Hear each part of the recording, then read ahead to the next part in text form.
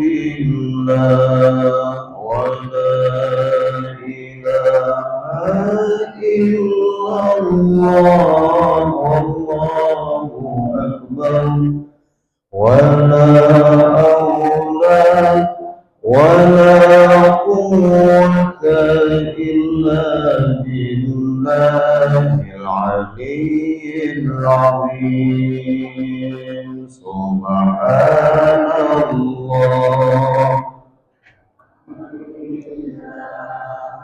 ولا إله إلا الله والله أكبر ولا أولى إلا بالله العلي العظيم سبحان الله ولا إله إلا الله والله أكبر حول ولا قوة إلا بالله العلي العظيم السلام عليكم ورحمة الله وبركاته.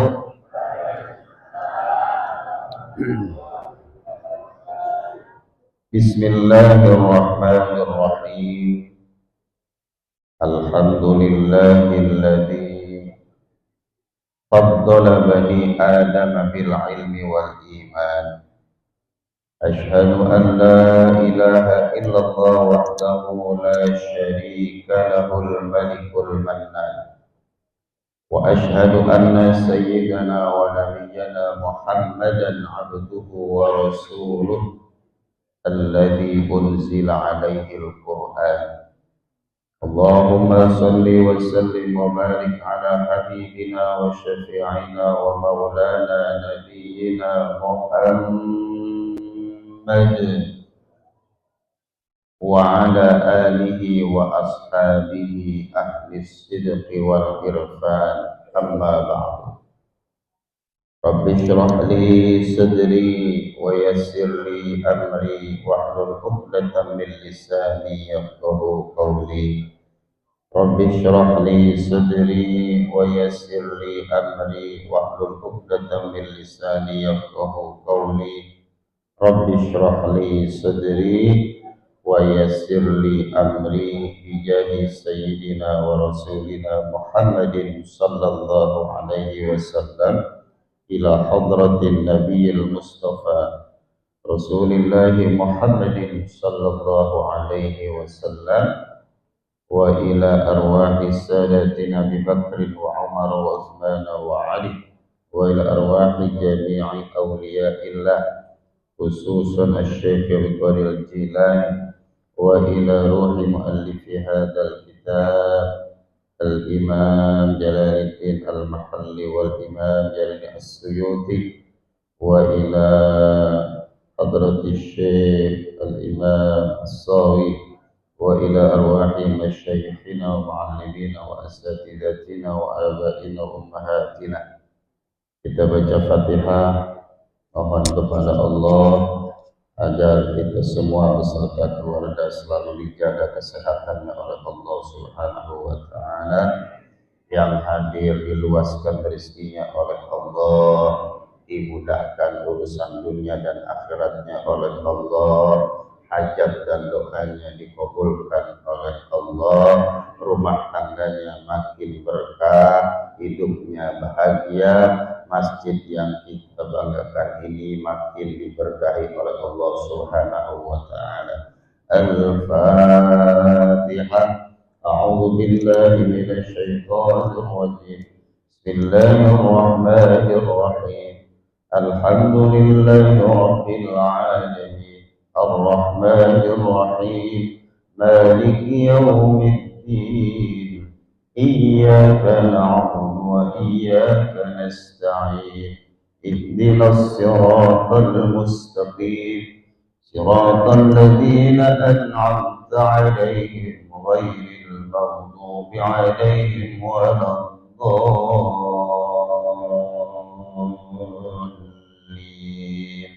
آمين. Para alim ulama, para santri, segenap pengurus DKM Masjid apa nih Al-Muhajirin, khususnya ketua DKM kita, kita doakan agar ketua DKM kita panjang umur, sehat walafiat. Segenap tokoh masyarakat, bapak-bapak, ibu kaum muslimin dan muslimat yang insya Allah selalu dalam lindungan Allah Subhanahu wa Ta'ala. Alhamdulillah Bapak Ibu, kita bersyukur kita semuanya dalam keadaan panjang umur, sehat walafiat, hingga kita bisa hadir di Masjid Al-Muhajirin untuk melaksanakan sholat subuh berjamaah dan dilanjutkan dengan kegiatan taklim. Kita berharap kepada Allah agar ibadah kita bukan cuma diterima oleh Allah, tapi menjadi sebab bertambahnya keberkahan yang Allah berikan kepada kita, dan ilmu yang akan kita pelajari menjadi ilmu yang manfaat. Amin ya rabbal alamin. Salawat teriring salam tercurah selalu kariman junjungan kita Nabi besar Muhammad sallallahu alaihi wasallam. Alhamdulillah, saya lihat yang hadir semuanya sehat walafiat, segar bugar, dan rata-rata usianya usia yang lagi lucu-lucunya ini. Alhamdulillah, lagi imut-imutnya ini yang hadir rata-rata ini. Bapak Ibu hadirin hadirat yang dimuliakan Allah, saya mendapatkan kehormatan dari Ketua DKM untuk mengisi pengajian pada hari Sabtu tanggal 31 Mei 2025 dengan materi Surah Al-Kautsar, tahsin, terjemah dan tafsirnya. Tafsir yang akan dibaca untuk menambah wawasan dan pengetahuan kita terkait makna yang terkandung dalam surah Al-Kautsar adalah syarah dari kitab tafsir Jalalain, yaitu Hasyiatus Sahwi. Hadirin hadirat kaum muslimin dan muslimat dimanapun berada, baik yang di dalam masjid maupun di luar masjid, surah Al-Kautsar. Surah Al-Kautsar ini surah yang paling pendek dalam Al-Quran. Al-Quran itu terdiri dari berapa juz Bapak Ibu? 30 juz. Ada berapa surah? 114 surah. Ada berapa ayat? Yang bisa menjawab dengan tepat jumlah ayat dalam Al-Quran akan mendapatkan hadiah dari Ketua DKM. Ayo, berapa? Rata-rata pasti jawabnya 6.666 ayat. Itu hitungan dulu. Orang dulu kalau ngitung pengennya main lempeng aja. 1350, udah lempengin aja 1300 biar gampang diingatnya. Itu hitung-hitungan orang dulu. Setelah dicek and recheck, setelah dihitung dengan ilmu adadil Quran, jumlah ayat Al-Quran, maka Kementerian Agama Republik Indonesia merevisi jumlah ayat yang tadinya 6.666 ayat menjadi 6.236 ayat. Berhubung tidak ada yang menjawab, maka Ketua DKM jadi girang, nggak jadi keluarin hadiah.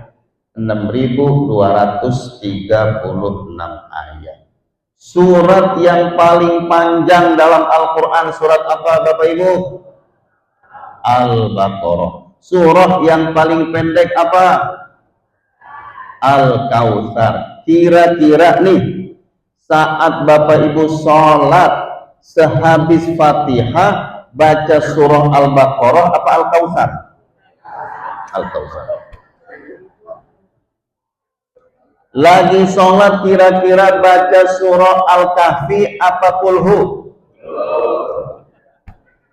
Lagi sholat kira-kira bacanya habis Fatihah surah Al-Isra apa surah Wal Asri? Oke, sepakat. Sama di mana aja jawabnya begitu. Kulhu, Al-Kautsar, Wal Asri. Al-Kautsar adalah surah yang termasuk sering kita baca dalam ibadah sholat kita selain Kulhu dan Wal Asri. Kenapa Al-Kautsar sering dibaca? Karena nggak ada yang lebih pendek lagi. Surah yang paling pendek adalah surah Al-Kautsar.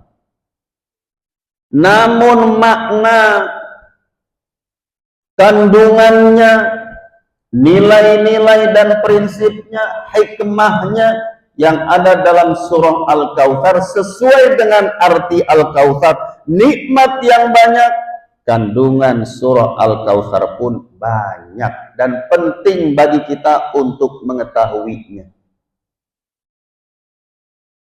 Dulu ada sahabat yang kalau ngimamin habis Fatihah bacanya Kulhu. Sholat subuh dibaca Kulhu, sholat duhur asar dibaca Kulhu, untung nggak kedengeran ya karena sirran. Sholat maghrib Kulhu, sholat isya Kulhu. Akhirnya makmumnya pada protes. Itu dulu.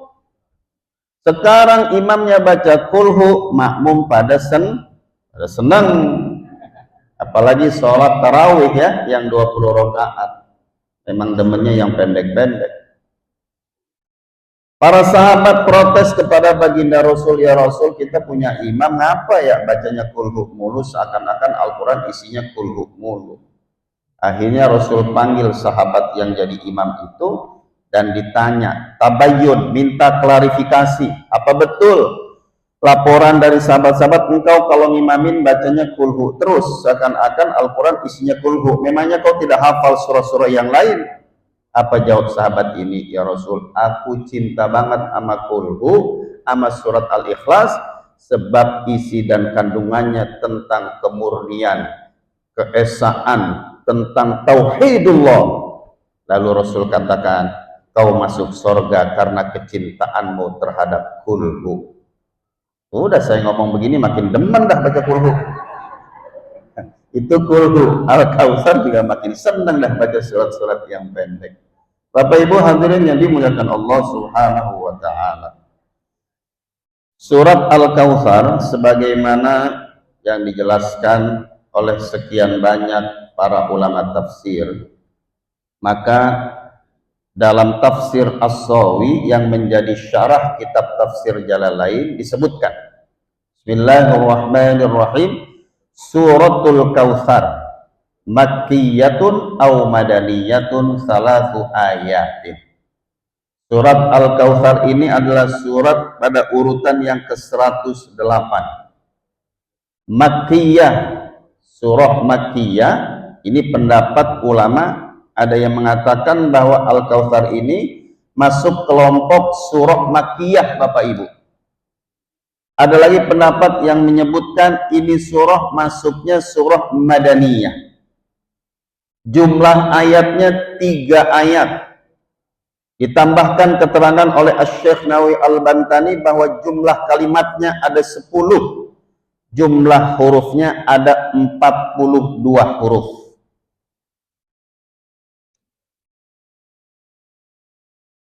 A'udzu billahi minasyaitonir rajim. Bismillahirrahmanirrahim. Inna a'tainakal kautsar. Fasholli li rabbika wanhar. Inna syani'aka huwal abtar. Saya sampaikan yang pertama tentang cara membaca surah Al-Kautsar berdasarkan ilmu tajwid, yaitu ilmu yang membimbing kita agar mampu membaca Al-Quran dengan baik, dengan benar dan indah. Ayat pertama, inna, setiap nun tasydid dalam Al-Quran Bapak Ibu bacanya dengungkan, tahan dua harokat. Inna, seperti itu. Kita dengungkan setiap nun yang bertasydid saat kita membaca Al-Quran. Kalau bukan Al-Quran, mau dengung mau enggak terserah, lebih bagus pakai dengung. Tapi lihat konteksnya, lihat kondisinya. Jangan mentang-mentang udah belajar nun tasydid harus didengungkan dua harokat lantas merbot masjid ketika mengumumkan berita duka cita, nggak usah pakai dengung karena sedang membaca berita duka cita. Tapi ketika kita baca Quran harus didengungkan nun tasydid dua harokat. Jangan ibu bapak kalah dengan Mansur S. Mansur S itu nyanyi aja pakai gunnah musyaddadah, didengungkan dua harokat. Rembulan, dengung dua harokat. Baca inna, tahan nun tasydidnya dua harokat, namanya apa? Gunnah. Semua nun tasydid dalam Al-Quran, baik wasol maupun waqaf, tahan dua harokat. Tahan dua harokat. Pun demikian dengan mim tasydid Bapak Ibu. Setiap mim tasydid ketentuannya sama dengan nun tasydid, harus ditahan, harus didengungkan. Maka ada seorang suami yang ketika memanggil istrinya pada malam Jumat di bawah jam 9 malam, dia panggil istrinya mama. Di atas jam 9 malam, malam Jumat, dia panggil istrinya mama. Beda nggak tuh? Yang benar. Udah lupa kali. Nun tasydid dengungkan. Lalu naknya yang bertanda alis panjangkan 4 atau 5 harokat, bukan 6 harokat. 4 harokat atau 5 harokat karena ada tanda bendera atau tanda alis. Maka bacanya inna, seperti itu. Harus dipanjangkan 4 harokat atau 5 harokat. Yang kemarin bacanya 2 harokat, sekarang udah tahu 4 atau 5 harokat, panjangkan Bapak Ibu saat membaca Al-Kautsar, inna a'tainakal kautsar. Sama-sama, inna a'tainakal.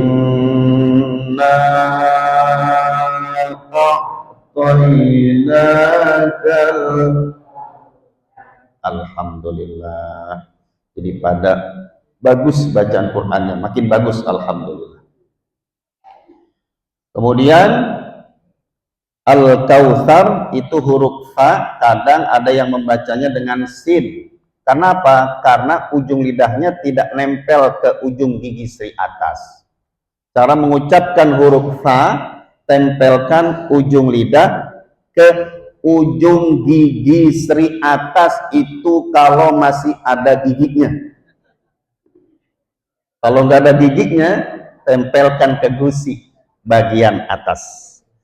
Sa, si, su, harus begitu, bukan sa, si, su, itu sin. Beda huruf bisa jadi beda makna. Inna a'tainakal kautsar. Baca sa. Ayat yang kedua, fasholli li ra dibaca tafkhim, jangan ra ya. Jangan fasholli li rabbika wan rabbika, enggak boleh ra, harus ra dibaca tafkhim. Oh Pak Ustaz, saya nggak bisa nyebut yang itu tadi yang tafkhim. Sekarang coba sebut makanan, combro, misro. Bisa nggak? Bisa. Lah itu bisa. Nggak pernah sejak-bujak kita nyebut makanan itu combra sama sombra, nggak ada. Combra, misra, enggak. Berarti bisa mentafkhimkan ro berbaris fathah. Nih Pak Ketua DKM izin nih, baru tahsinnya nih ya, baru tahsinnya. Belum terjemahnya, belum tafsirnya. Jadi kira-kira kita selesai jam 8 nih. Fasholli li rabbika wanhar. Kemudian ayat yang ketiga, singkat saja, innasya nun tasdid, lagi-lagi sama ketentuannya dengan ayat pertama, harus ditahan 2 harokat. Innasya ni'aka, kadang masih ada yang baca niaka, hamzah dibaca ya, itu kurang tepat ya, itu hamzah. Innasya ni'aka huwal ada, tolong Bapak Ibu pantulkan baknya, ada namanya apa? Qalqalah. Pinter-pinter ini, kayaknya tajwidnya udah di luar kepala semua nih Pak Ketua nih. Saya lihat wajahnya ada yang wajah qalqalah, ada yang wajahnya mad arid disukun, ada yang wajahnya idgham bi gunnah ya. Ini wajah-wajah tajwid semua ini. Wal ada, pantulkan abtar. Kita baca ya dari awal, dari basmalah, nanti baru kemudian masuk pada terjemah dan tafsir sawinya insyaallah.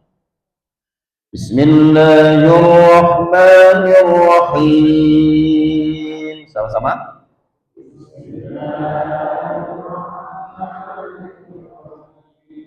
Inna a'tainakal kautsar.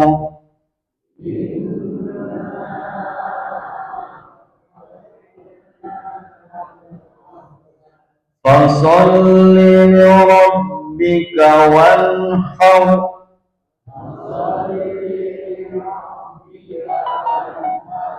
Inna syani'aka huwal abtar.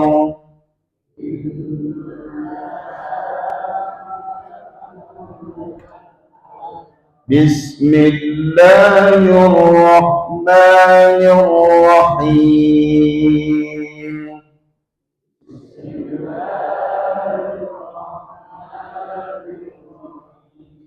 Inna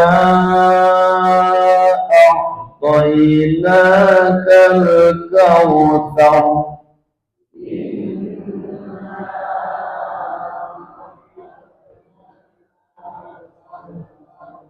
Fasholli li rabbika wanhar.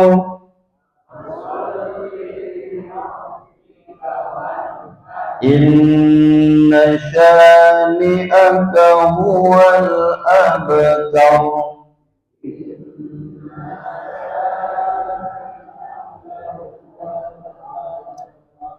Alhamdulillah, 2 kali baca. Saya dengar bacaan Al-Kautsarnya sudah bagus sesuai dengan ilmu tajwid. Alhamdulillah, itu rame-rame. Sendiri-sendiri bagaimana? Insya Allah. Bismillahirrahmanirrahim. Saya mulai dari isti'adzah. A'udzubillahi minasyaitonirrajim. Aku berlindung kepada Allah dari setan yang terkutuk. Bismillahirrahmanirrahim. Dengan nama Allah, Maha Pengasih, Maha Penyayang.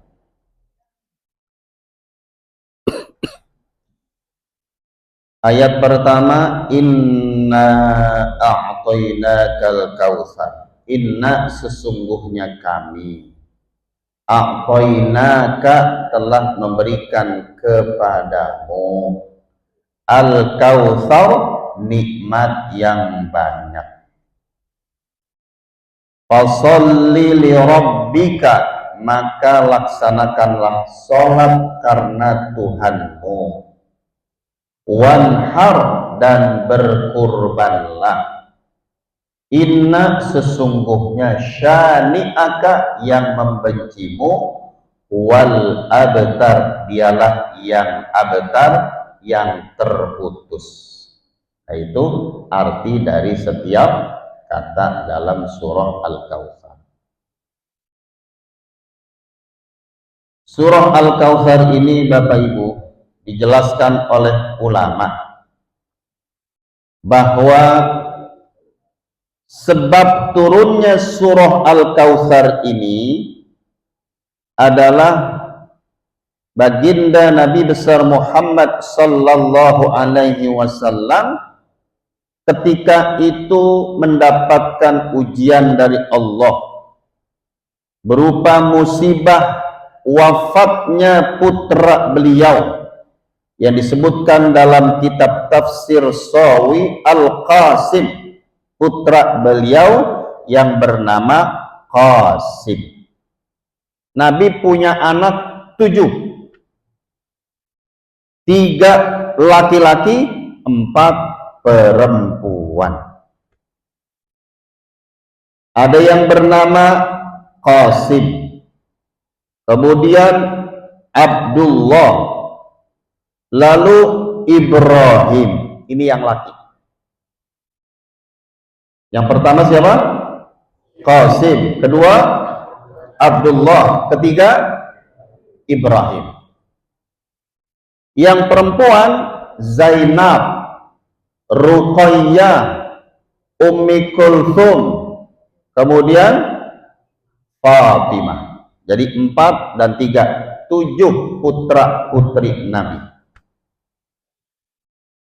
Ketika putra Nabi yang bernama Qasim wafat, Rasulullah sallallahu alaihi wasallam sebagai manusia biasa sedih. Sedih Nabi kita Muhammad sallallahu alaihi wasallam. Lalu mendengar wafatnya putra beliau yang bernama Qasim, ada orang kafir Quraisy yang bernama Al-As bin Wa'il berkata, Muhammad telah terputus keturunannya, habis keturunannya. Karena keturunan itu biasanya dinisbatkan kepada laki-laki.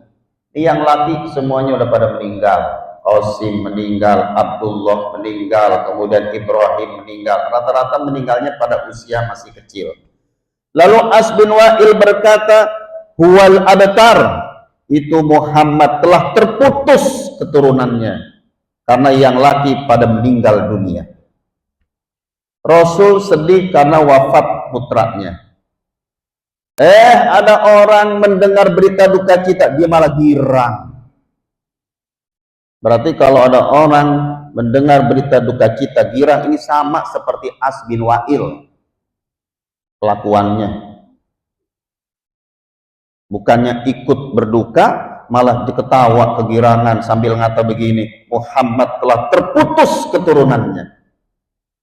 Maka Allah turunkan surah Al-Kautsar yang Allah nyatakan kepada Nabi Muhammad, inna a'tainakal kautsar, sungguh kami telah memberikan kepadamu wahai Rasul Al-Kautsar, nikmat yang banyak.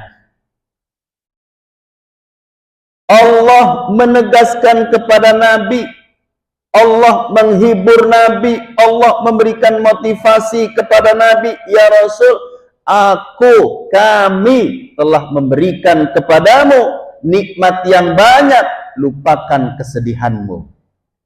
Kalau pakai bahasa sekarang, segeralah move on. Jangan terus-terusan sedih, sebab sedih yang terus-terusan kagak bisa mendatangkan solusi, yang ada bikin pikiran mampet, hati tahu aja. Kenapa? Terus-terusan sedih, pikiran jadi mampet, terus-terusan murung, hati jadi empet. Gimana mau dapat jalan keluar? Segeralah move on. Nikmat yang Allah berikan kepada Nabi Muhammad teramat banyak, kau jangan sedih terus-terusan, segeralah bangkit. Kita kaitkan dengan kehidupan kita, Bapak Ibu. Kadang kita mengalami hal yang sama, lagi sedih karena satu persoalan, lagi berduka karena satu musibah. Jangan terus-terusan sedih, jangan murung, segeralah move on. Ikhtiar sungguh-sungguh, munajat, dekatkan diri kita kepada Allah, minta jalan keluar lewat ibadah dan ikhtiar kita. Segeralah move on. Sebab kalau sedih kita rugi, kita nggak dapat jalan keluar. Yang ada mengundang penyakit. Kalau nggak percaya silakan ibu bapak buktiin sendiri. Orang dapat musibah, bengong aja gitu, murung, nunduk aja gitu, nunduk di jalan nunduk, akhirnya kepentok, ya kan? Boro-boro alih-alih dia dapat jalan keluar, yang ada malah semakin runyam, semakin terpuruk. Jadi Allah mengingatkan Nabi, juga mengingatkan kita semua. Saat kita sedih, yang diingat nikmat-nikmat Allah supaya kita bisa segera melupakan kesedihan kita. Kadang orang dapat musibah dia sedih sama nikmat-nikmat Allah yang kagak kehitung, dia lupa gara-gara satu kesedihan. Gara-gara satu kesedihan, padahal nikmat yang nempel pada diri kita Bapak Ibu tak terhitung jumlahnya, demikian banyak. Contoh, Bapak Ibu pernah nggak berpikir kenapa Allah ciptakan gigi kita dari pojok kanan sampai pojok kiri terpisah-pisah? Itu nikmat Pak, itu nikmat Bu. Saat kita sakit gigi, kita datang ke dokter gigi. Lalu kata dokter gigi, Bapak, Ibu, gigi Bapak harus dicabut. Kalau gigi kita dari pojok kanan sampai pojok kiri nyatu, apa kita nggak jadi ompong dadakan Bapak Ibu? Itu nikmat dari Allah yang kadang kita lupa gara-gara satu kesulitan, satu kesedihan, satu problematika, satu musibah bikin kita lupa terhadap nikmat-nikmat Allah yang begitu banyak. Yang begitu banyak. Di atas batok kepala kita ada rambut nggak? Ada rambut. Di atas mata kita ada rambut nggak? Sama-sama rambut. Ngapa yang atas gondrong, yang di atas mata kagak gondrong-gondrong? Itu nikmat dari Allah. Kalau rambut di atas mata yang namanya alis sama dengan rambut di atas kepala kita, sama-sama gondrong. Saya ngelihat Bapak Ibu begini nih, karena ada hordengnya. Itu nikmat dari Allah yang kadang dilupakan gara-gara satu musibah, gara-gara satu kesedihan. Maka kata Allah, inna a'tainakal kautsar, sungguh kami telah memberikan kepadamu nikmat yang teramat banyak.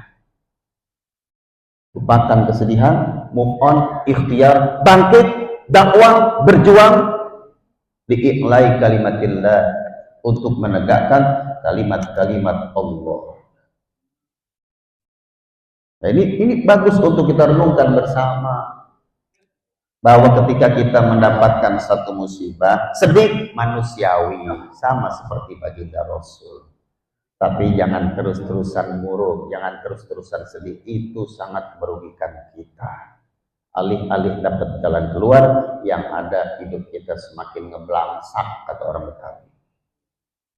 Satu. Yang kedua, ujian atau musibah yang datang kepada kita itu insya Allah akan mengangkat derajat kita.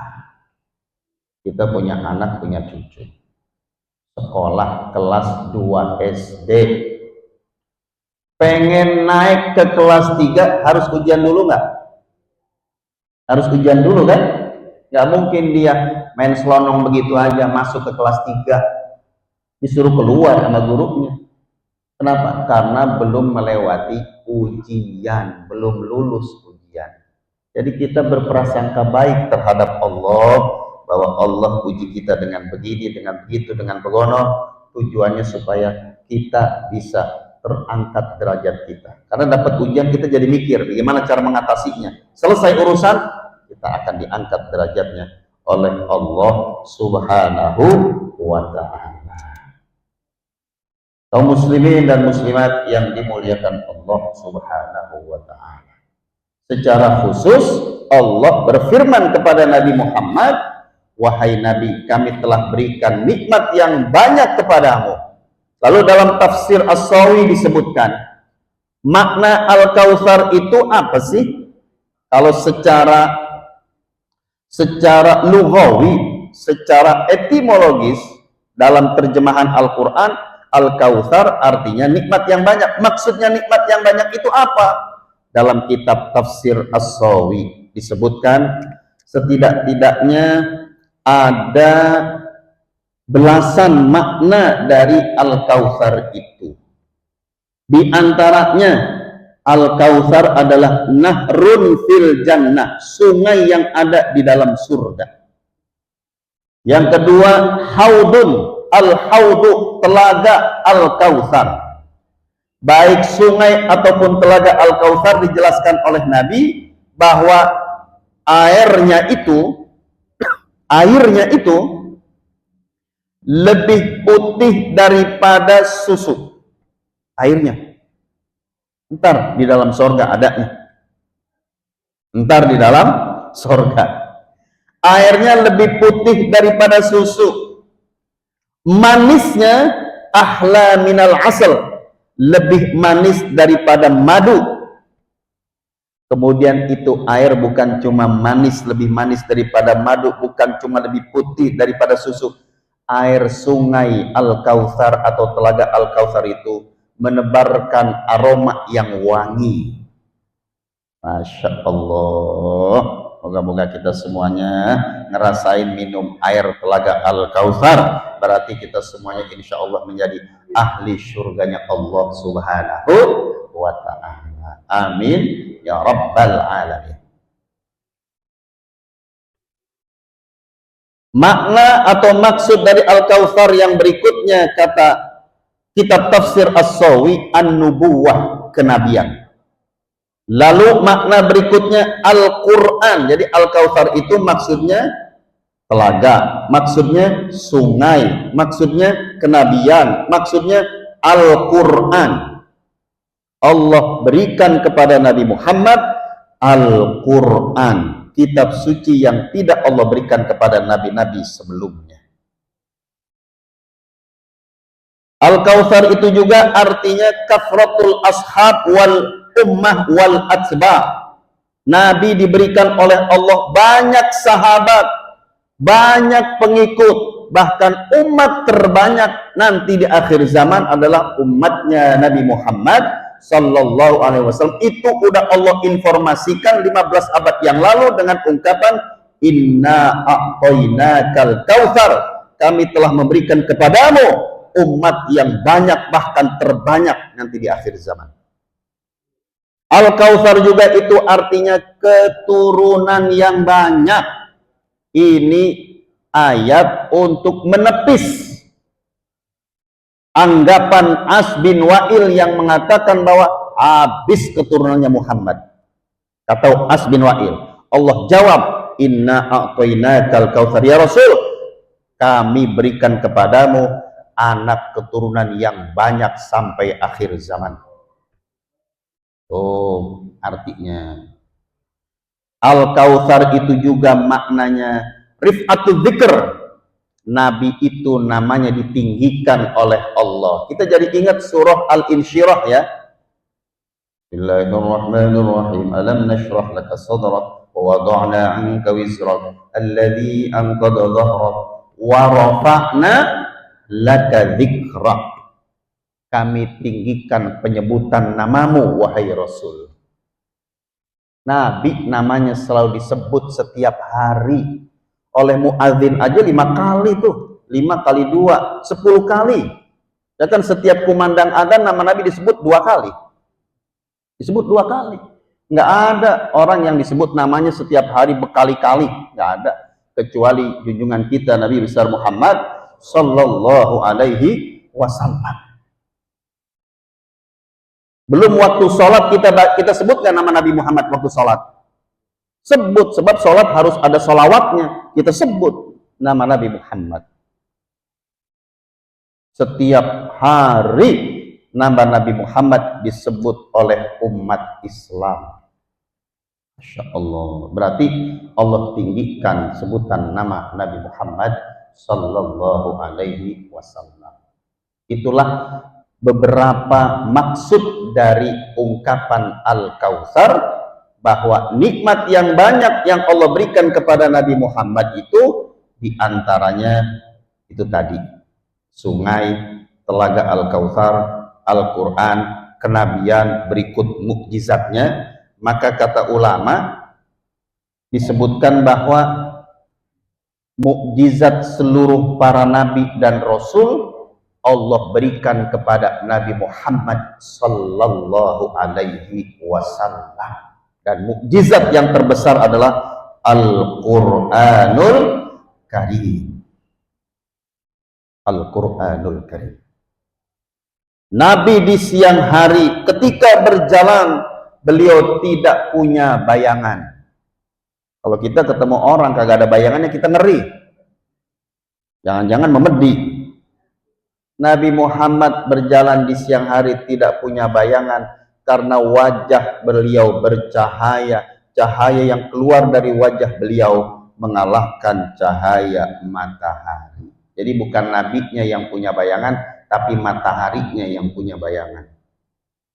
Karena kalah cahayanya oleh cahaya Nabi Muhammad sallallahu alaihi wasallam.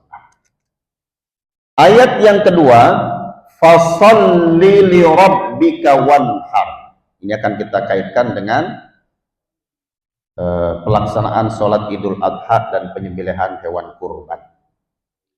Fasholli li rabbika wanhar.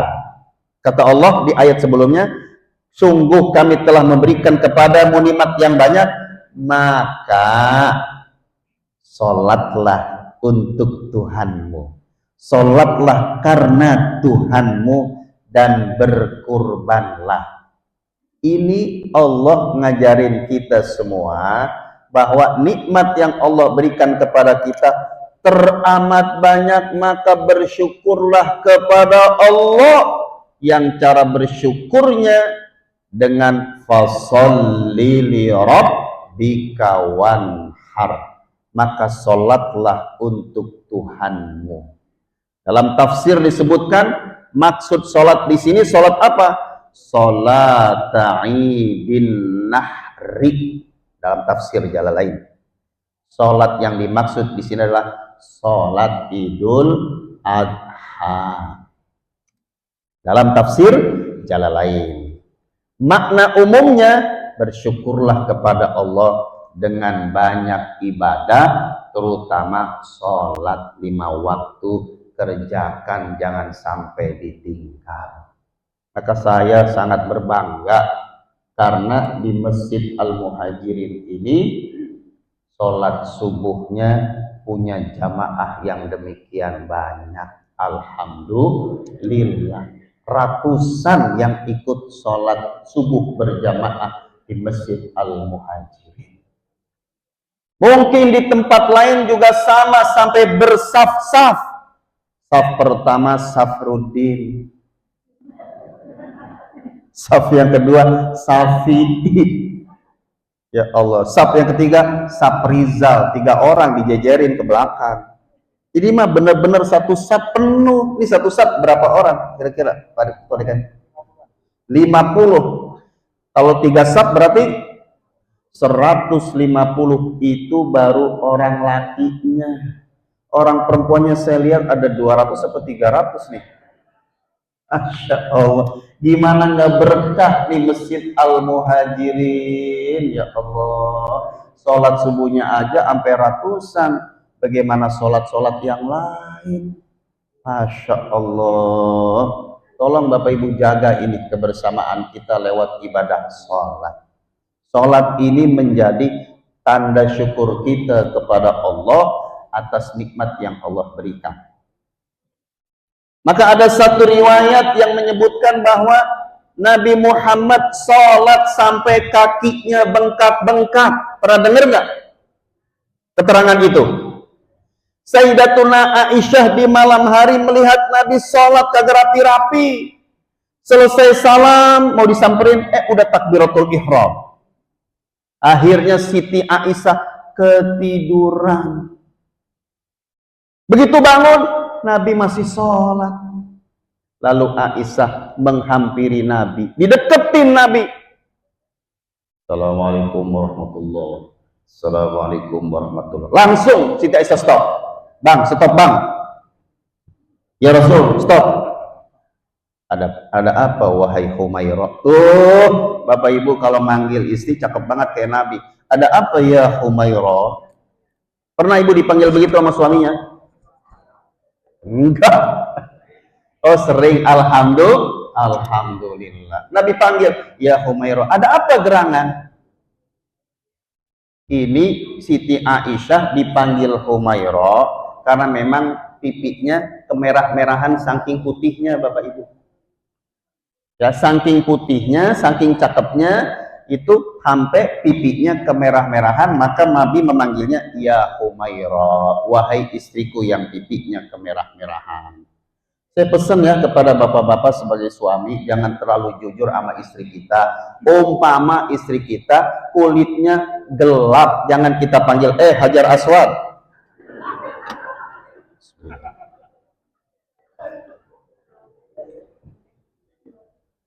Ada pegerangan ya Humairah. Begini ya Rasul, aku perhatikan engkau sholat dari tadi sampai sekarang kagak rapi-rapi. Saya nungguin engkau rapi sampai ketiduran. Saya bangun, kau masih sholat. Aku lihat sampai kakimu bengkak-bengkak ya Rasul. Emang kudu begini ya sholat sampai kaki bengkak-bengkak? Saya yakin di sini banyak yang kakinya bengkak-bengkak. Hah? Samurat. Nabi menjawabnya, ya Humairah afalan akuna abdan syakura. Memangnya aku nggak boleh jadi hamba Allah yang pandai bersyukur? Berarti cara syukurnya Nabi dengan sholat. Tingkatkan ibadah saat kita mendapatkan nikmat dari Allah, supaya Allah tambahkan nikmat-nikmat yang lain kepada kita. Tuh, ya. Bahkan kita diajarkan oleh Nabi, bersyukur kepada Allah itu bukan hanya saat kita mendapatkan nikmat yang banyak, nikmat yang sedikit pun syukurilah. Nabi bersabda, man lam yashkuril qalil lam yashkuril kathir. Siapa yang nggak pandai bersyukur atas nikmat yang sedikit, itu hakikatnya dia tidak bersyukur atas nikmat yang banyak. Bersyukurlah engkau wahai Rasul. Gimana cara bersyukurnya? Fasholli li rabbika wanhar. Salatlah, ibadahlah, berdoalah kepada Tuhanmu. Wanhar, dan berkurbanlah. Tafsir Jalalain menyebutkan, laksanakanlah sholat Idul Nahri, sholat Idul Adha, 2 rakaat tanggal 10 Zulhijjah.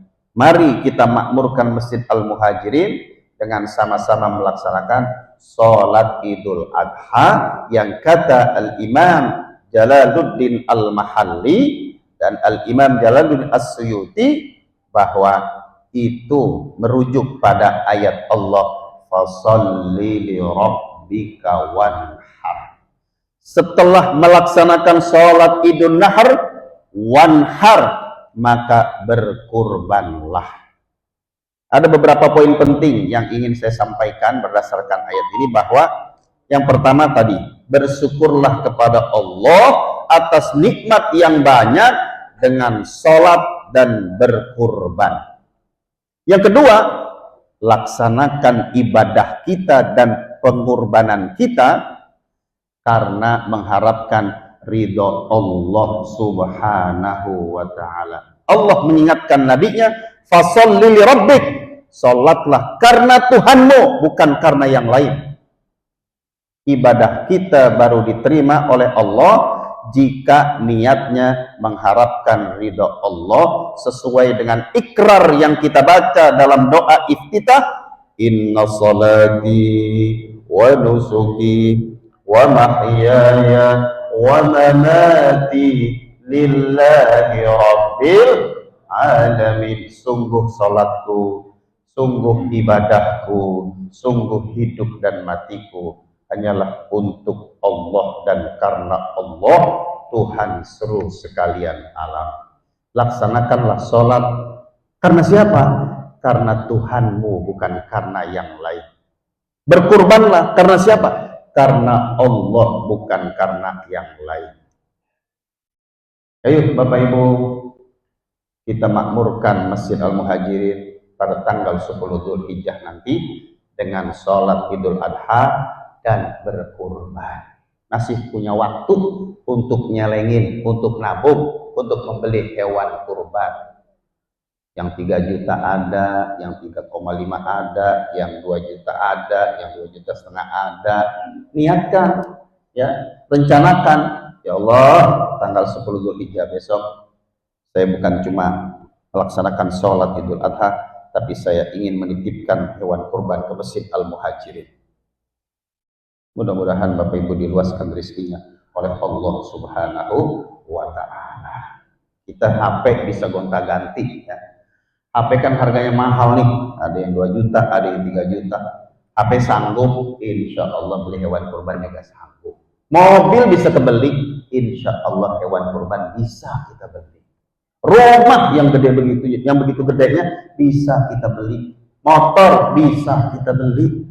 Insya Allah hewan kurban pun bisa kita beli. Tinggal bagaimana mantapnya hati kita. Nyeleng dari sekarang, ya Allah, saya nyeleng ini berapa? 10.000 sih. Tapi mantepin niat kita. 10.000 ya Allah. Memang saya bisa 10.000, saya celeng. Saya minta dicukupin ya Allah, biar saya bisa membeli hewan kurban. Niatkan seperti ini. Inna syani'aka huwal abtar. Inna sesungguhnya syani'aka, orang yang membencimu. Huwal abtar, dialah yang terputus. Maksudnya terputus dari rahmat Allah Subhanahu wa Ta'ala. Maka As bin Wa'il yang gembar-gembor ngomong ke sana kemari bahwa Muhammad udah terputus keturunannya. Allah jawab, Allah respon, inna syani'aka huwal abtar. Dia yang terputus. Ini dampak buruk orang-orang yang membenci Nabi Muhammad, seperti As bin Wa'il. Dalam sirah disebutkan, dalam kitab sirah, dalam kitab sejarah disebutkan bahwa As bin Wa'il ini akhirnya mati dalam keadaan tragis. Dalam perjalanan ke Taif, tunggangannya nabrak pohon berduri, lalu duri itu nancep di kakinya As bin Wa'il sehingga bengkak seluruh tubuhnya hingga membusuk, mati dalam keadaan tragis dan mengenaskan. Ini dampak buruk orang yang membenci Nabi Muhammad, baik membenci sosoknya maupun membenci ajarannya. Nah, kita jangan membenci Nabi Muhammad, baik membenci sosoknya, keluarganya, ataupun ajarannya. Karena dampak buruknya sudah Allah buktikan kepada orang-orang yang membenci Nabi Muhammad SAW seperti As bin Wa'il. Ma'asyiral muslimin wal muslimat yang dimuliakan Allah Subhanahu wa Ta'ala. Sebagai kesimpulan bahwa ayat yang pertama Allah ngingetin kita nikmat Allah demikian banyak. Jangan gara-gara satu persoalan, satu musibah, satu kesedihan kita melupakan nikmat Allah yang banyak. Yang kita ingat justru satu kesedihannya. Segeralah move on dari kesedihan, karena sesungguhnya fa inna ma'al usri yusra, inna ma'al usri yusra. Satu kesulitan, jalan keluarnya ada banyak. Lalu bersyukurlah kepada Allah yang sudah memberikan nikmat yang demikian banyak. Cara bersyukurnya, tingkatkan ibadah, terutama sholat, dan berkurbanlah. Agar sholat bisa terjaga hubungan kita dengan Allah. Berkurban, ini representasi dari ibadah sosial, agar kita bisa berhubungan baik antara sesama. Dan ayat yang ketiga, Allah negesin kepada kita, jangan coba-coba mencaci maki Rasulullah, menghina Rasulullah, sebab dampak buruknya akan dirasakan sebagaimana yang dialami oleh As bin Wa'il. Semoga ini bermanfaat. Kurang lebihnya mohon maaf. Hadani Allah wa iyyakum ajmain. Wassalamualaikum warahmatullahi wabarakatuh.